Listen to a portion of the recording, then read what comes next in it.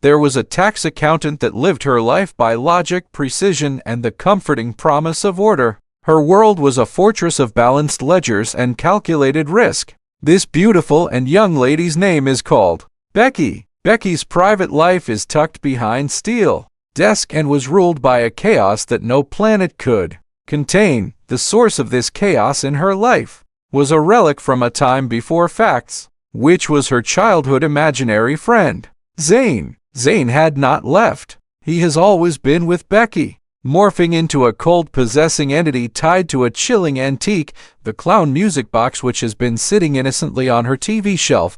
Zane's mission is to keep Becky isolated and dependent. His agenda was precise, clinical, and cruel, which is to be sabotaging every romantic relationship at its crucial and vulnerable turning point. Here come again another night. The 16th attempt of having soulmate. This time, Becky went on first date with Ben. Ben was a soft-spoken archivist, kind and perceptive, and therefore the most dangerous threat. The countdown was already in Becky's mind. 2 weeks later, Becky tried desperately to subvert this third date with Ben, but Ben had gently steered them to a dimly lit bistro. While Zane's presence was no longer a whisper, it has become a physical coldness that radiated from Becky's skin the moment Becky reached for her glass cup on the table.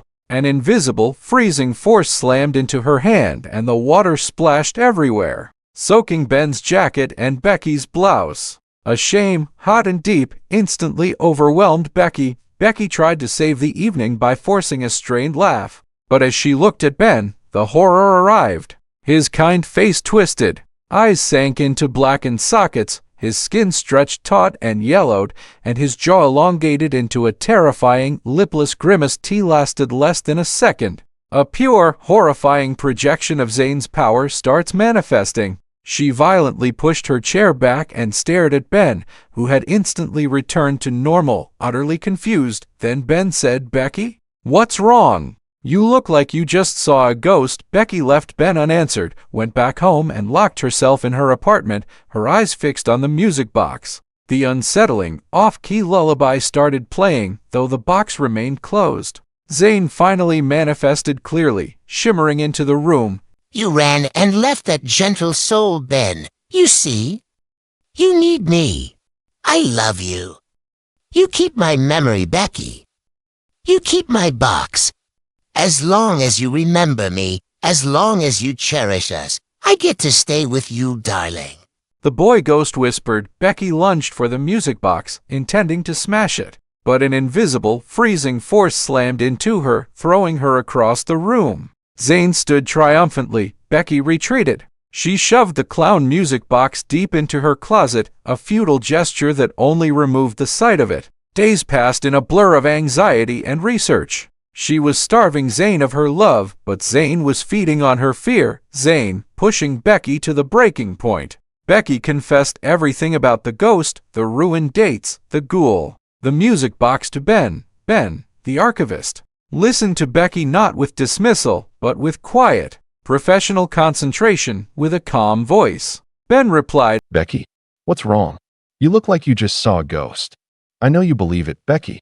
If this is tied to your memory, then we have to find a way to override tight. Not an exorcism, but a purge. We have to cut the root, not just the vine." Then Zane sensed soft and glowing peace in Becky's heart. Immediately Zane started moving objects, flickering the light violently, and a crippling anxiety descended. An attempt to make Becky forget her actual life. Leaving only her in the dark, physically pulled the clown music box from the closet, its tinny lullaby playing loudly. Becky closed her eyes. Ben, who was Becky's anchor, has been waiting outside. This was the final battle, the one she fought in her mind. Becky forced herself to feel not love, but betrayal and hatred for the prison he had built. Zane also shrieked as his food source dried up. With a final, agonizing surge, Becky lunged for the box, grabbed the box, and smashed it against the stone fireplace. Suddenly, the blast of icy air vanished. The silence was absolute. The air instantly warmed.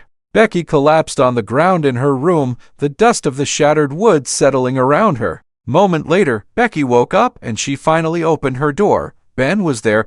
The childhood memories of Zane were gone, replaced by the trauma of the ghost. But the ghost himself was gone too. Becky, a survivor of the impossible, was finally free to start her life. This story powerfully teaches that true freedom comes from confronting the past that is hunting us, so that we can have peace to build the future. Thank you for watching till the end. If you found this story interesting, kindly comment your thoughts, like and follow our page to receive more stories.